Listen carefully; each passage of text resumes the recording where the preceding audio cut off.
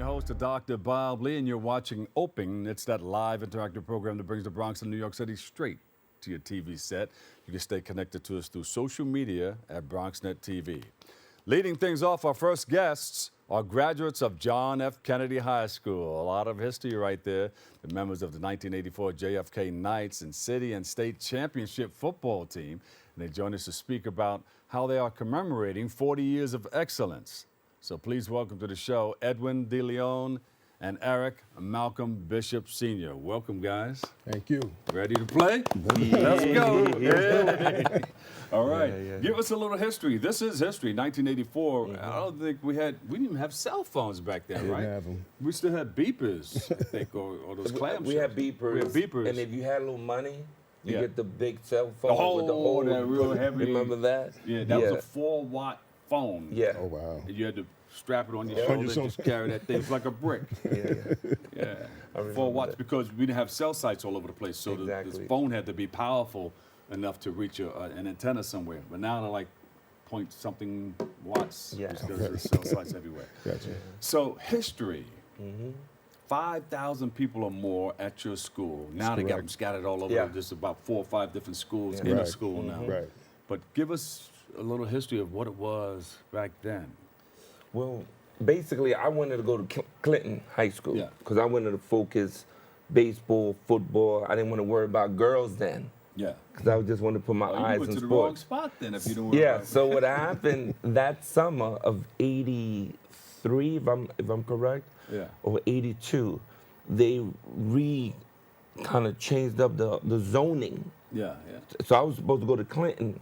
3 months later, they sent me a letter, you're going to Kennedy High School. And that's what happened. And I ended up at Kennedy. And plus they have escalators. Yes. You didn't have to walk the steps. We had escalators at the School for Graphic Arts and Communications in the city. Okay. Printing High School. Yeah. Okay. So how did you guys meet up? Did you know each other before you joined the football team? No, I mean, we actually came from different locations in the Bronx, and then we all came together, and it was just great because the brotherhood was just automatic. You know, we played JV together, and then our senior year, we came together and we won the championship. What positions did you guys play? I played cornerback. Yeah, I played strong safety. So anything that moved, I hit. You know, basically, I was AKA. Watch how you say that. So, you know, AKA, they call me Hitman. Hitman 6. The Hitman. There Hitman you go. 6, that's right. But you guys went on to win championships. Yes, that was great. That was great. I mean, we won in '84, and we became the PSAL champions for the city, New York City, and then we ended up having to play the Catholic schools for the Metro Bowl. And that was against St. John the Baptist. Yeah.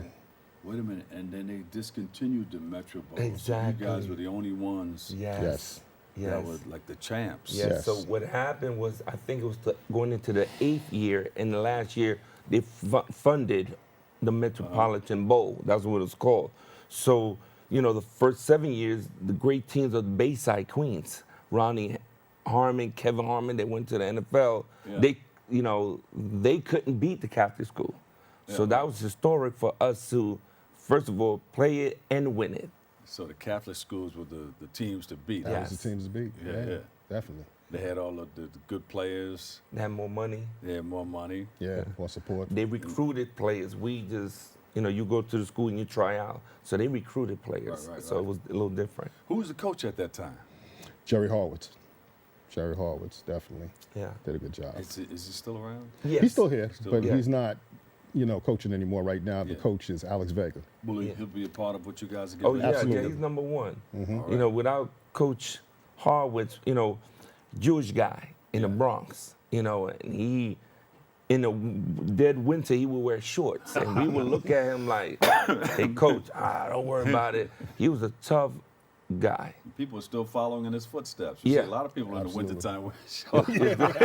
Wearing shorts. And what he did is was able to bring Latinos. We had 1 or 2 white players, brothers, players. We had a combination of a little bit of everything. Dominicans was like in that area. Yeah. We had a couple of Dominican players, and we all blend in. How he just dealt with all these faces was incredible. How he did it. He was a mastermind. It's tough as a coach to try to bring all everybody together like that. But you guys went on to win some championships. Yeah. Now, how did you guys keep together all these years? Well, or you just decided, hey, man, we haven't been together in a while. Let's call up everybody. Well, what would happen is we would have alumni dinners like every 10 years. So we would come together that way. And then what happened 2 years ago, Ed gave me a call. Now, right now, I'm a writer. So I recently wrote a book about 5 years ago called Locked Up and Put Away under the pen name Book of G's. And Ed and I decided that we were going to do something to commemorate and honor the 40th anniversary. So being someone who has a background in film, I don't know if Ed told you, but he was a child film actor. And he was in Bustin'. No, he was in Bustin' Loose. He played one of the kids. Yeah, you did tell me. Right. I was one of the kids, 8 kids on the bus with Richard Pryor and Cicely Tyson. Right. And I was, that's a classic, and I was one with the red cap. And they called me Ernesto. Yeah. And I was a tough Puerto Rican kid there. You know what I mean? Yeah. You got a star sitting at the table. Yeah, he's a star. He's a star. Give him a big round of applause. Look at it. We can hear you at home. When you guys clap, you got to clap real fast. Sounds like 1,000 people. Yeah. So when we talked about it 2 years ago, he said he wanted to do a documentary to honor the 40th anniversary. And I said, wow, it's ironic because I was considering writing a book about that experience.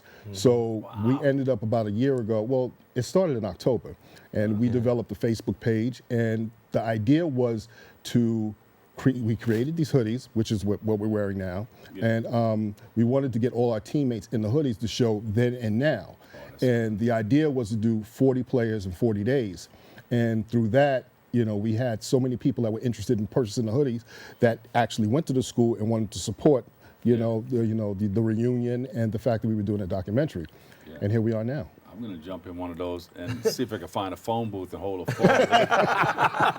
Only based upon that story that I told you guys off mic. Yeah. But so you in touch with all 40 members of the team? We got 37. So out of 40. So that was pretty good. Yeah. And you found out their backgrounds, their jobs, and everything. Everything. He's the writer in regards to that. So I did the history and I looked them up and I found them. We sent them hoodies and we took a picture of them. They took a picture of themselves and we showed it on the Facebook page and we showed them in the uniform when they played. And a lot of them went off to become successful people, businessmen, doctors, lawyers.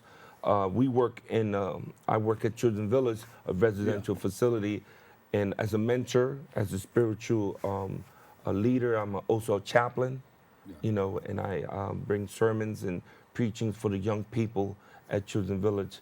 And I wanted to take a step back because what encouraged me to want to do the documentary was Coach Alex Vega. He's the current coach at Kennedy High School. And he got a hold of me somehow. He goes, hey, Coach, I'm coach too, but he goes, yo, Ed, something's wrong. He saw an article in the Daily News that said, I don't want to say the school, so I don't want them That's it right there. No, not that one. Not that. That's Coach Jerry Harwood. There was an article that stated that a particular school in the Bronx was the first team to ever win the state championship. Yeah. But it wasn't totally true. That school won the state championship, but it was from the Catholic division.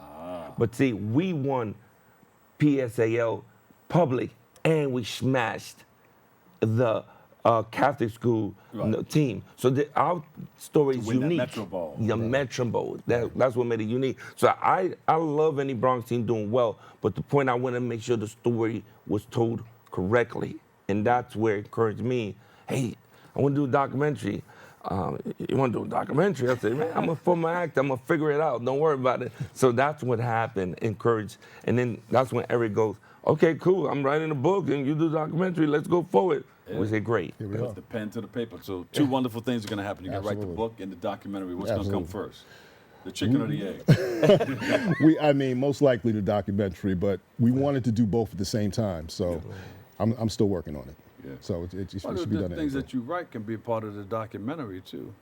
Yeah. Well, it's kind of going back to basically it's kind of talking about my experience, growing up in the Bronx and how I found true brotherhood being on this team, and how the personalities, came together, and the games that we played, and the structure that we had from the coaching staff, and just how we were able to become champions. Yeah, yeah.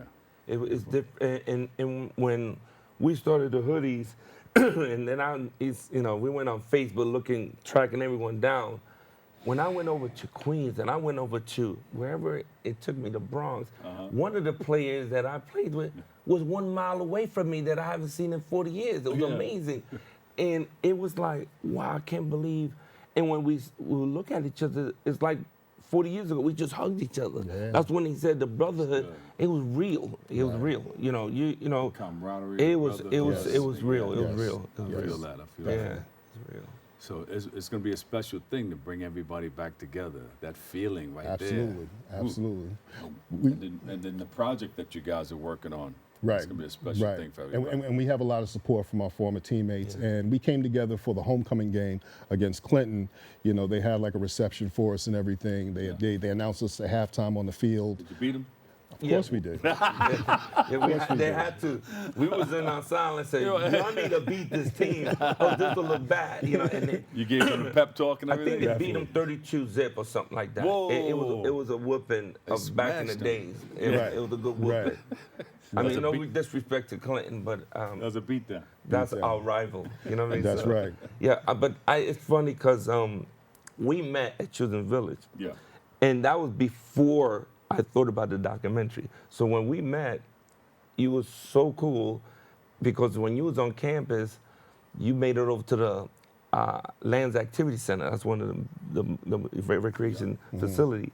It's worth $14 million we invested. And Dr. Bob Lee, that's when I told him about Bust and Loose. And then remember, I said a good friend of mine's, or a friend that I knew back in the day, was Kid Capri. Yeah. And we called him. Capri. Yeah. And we called him right there. Come up there. Remember, he said, let me call him. He picked up, and we both was talking to Kid Capri. Beautiful. And after that happened, contacting you, meeting you, and talking to Kid Capri on the phone, a month later, that's when I contact you about the documentary. That's how it happened. And then I didn't tell you this. Hopefully you won't get upset. I got 30 seconds. So my mind was like, I know who's going to be the narrator, Dr. Bob Lee. All right. I know who's going to do the soundtrack of the music, Kid Capri. See, that's what it is. I got 25 seconds. Where can we find more about what you guys are doing? Is there a website, social media? Well, you can go on Facebook, Kennedy Knights of 84. You can find us there. At the same time, Edwin Deleon, he has a Facebook page as well. I do as well as a writer, Booker G's, and then I also have a website for my book, lockedupandputaway.com. So you can find us there. Beautiful. Listen, thank you guys for coming in. You got to come back and share more. You get more of the project done. Yeah, when the book's let done, us know what's going on. Project's finished, we'll come through. All right. Edwin Deleon, pastor and spiritual advisor, Children's Village. Erik Malcolm Bishop Sr, author, Locked Up and Put Away. All right. Thank you guys so much. Appreciate you. Brother. We'll take a quick break. I've got more all coming your way next on Open.